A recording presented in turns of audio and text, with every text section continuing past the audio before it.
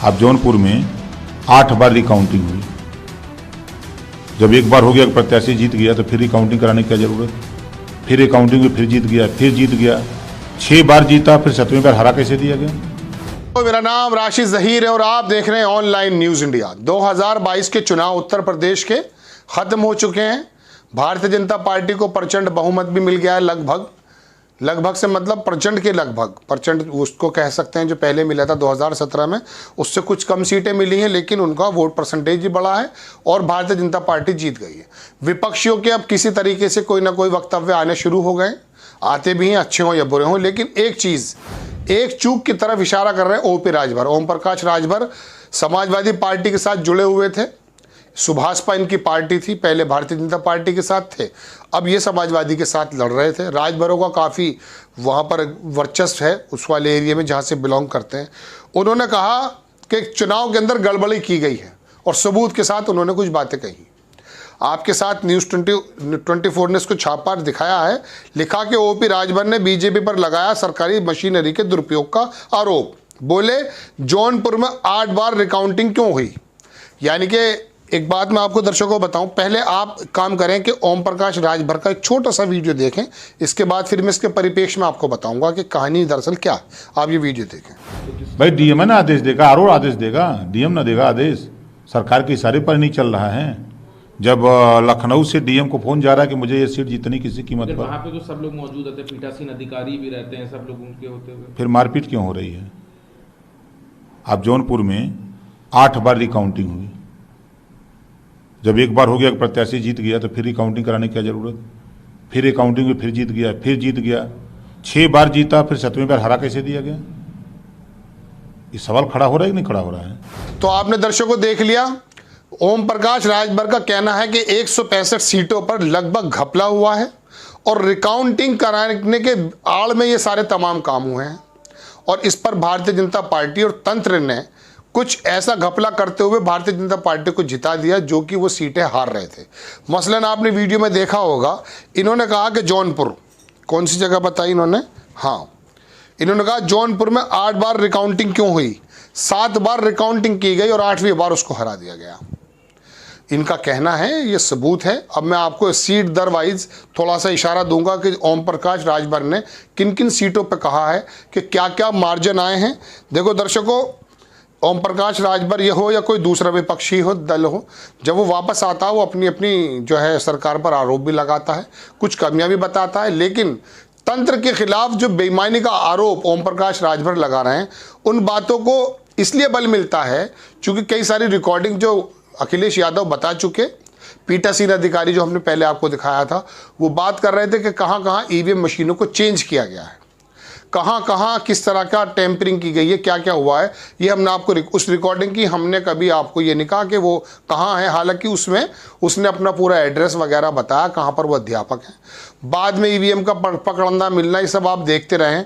लेकिन अखिलेश यादव ने कहा था कि आदेश हुए कि देर तक काउंटिंग की जाए, यानी कि दोपहर 2 बजे तक, 1 बजे तक, 12 बजे तक जब रुझान आ जाएंगे और उसमें थोड़ा सा बढ़त अगर भारतीय जनता पार्टी लेगी तो बाकी सीटों पर आराम से रिकाउंटिंग के बहाने कुछ ना कुछ काम किया जा सकता है, ऐसा उनका इशारा था।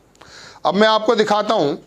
ओम प्रकाश राजभर की आपने बात देख ली। अब अनुराग दीक्षित है, उन्होंने एक ट्वीट किया कि यूपी में भाजपा ने 7 सीट 200 वोट से, 23 सीट 500 वोट से, 49 सीट 1000 वोट से, जबकि 86 सीट सिर्फ 2000 वोटों से अंतर से जीती है।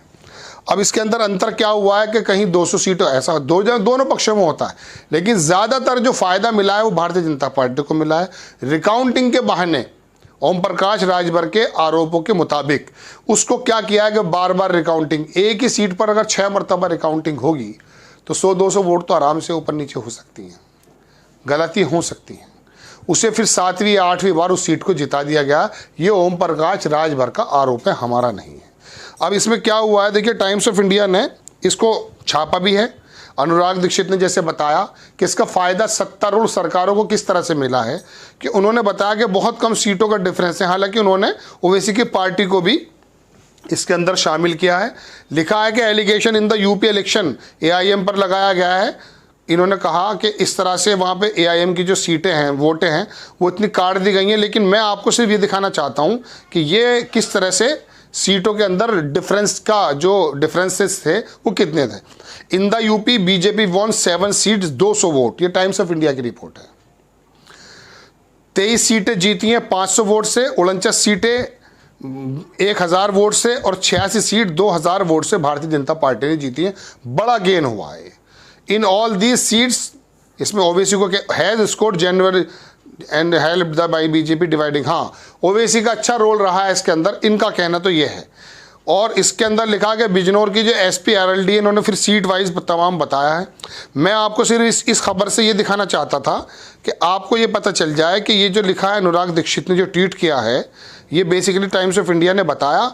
और यहाँ पर तमाम जो घपलेबाजी का आरोप ओम प्रकाश राजभर लगा रहे हैं, और अखिलेश यादव ने भी पहले बोल दिया था, तो लगभग इतनी सीटों पे इतने कम मार्जिन से यदि जीत हार हो रही है तो वहाँ रिकाउंटिंग पे रिकाउंटिंग अगर होगी तो क्या परिणाम निकलेंगे, इसका बात का सहज अंदाज़ा आप कर सकते हैं।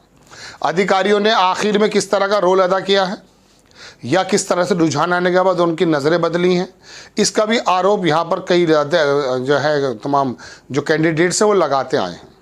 हालांकि भारतीय जनता पार्टी के कैंडिडेट की तरफ से भी कुछ इल्ज़ामात लगे हैं, लेकिन ओम प्रकाश राजभर के इस इल्ज़ाम को कि DM को इस तरह से कहा गया है, DM ने, जिलाधिकारियों ने इस तरह का रोल अदा किया है, तो दर्शकों, और ऊपर से फिर वो तंत्र, वो रिकॉर्डिंग्स, कई रिकॉर्डिंग्स इसके अंदर आ चुकी हैं जिसके अंदर अधिकारी शामिल हैं।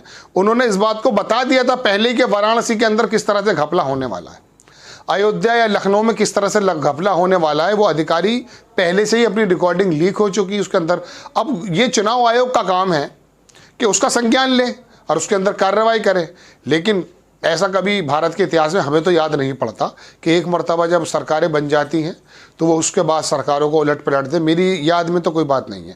हालांकि अखिलेश यादव ने ट्वीट करके कहा कि इसके अंदर, बल्कि चिट्ठी भी लिखी, इसके अंदर राष्ट्रपति से भी कहा, अब कितना, और सुप्रीम कोर्ट से भी संज्ञान लेने को कहा, लेकिन तमाम तंत्र पे जब कब्जा है तो बात ये नहीं है कि आरोप गलत हैं या सही हैं, बात यह है कि वो चीज़ें हैं, आरोप अगर लगते हैं तो उनको दूर करने की जिम्मेदारी तंत्र की होती है या चुनाव आयोग की होती है। अब चुनाव आयोग अगर संज्ञान में लेके इस काम को ना करे, देखिए एक बात सुनिए दर्शकों, आपने देखा होगा TN शेषन के ज़माने से तक की तो मिसाल दी जाती है, लेकिन जब भी चुनाव आते हैं तो अधिकारियों को इधर से उधर इसलिए किया जाता है ताकि रिफ्रेशमेंट मिल जाए।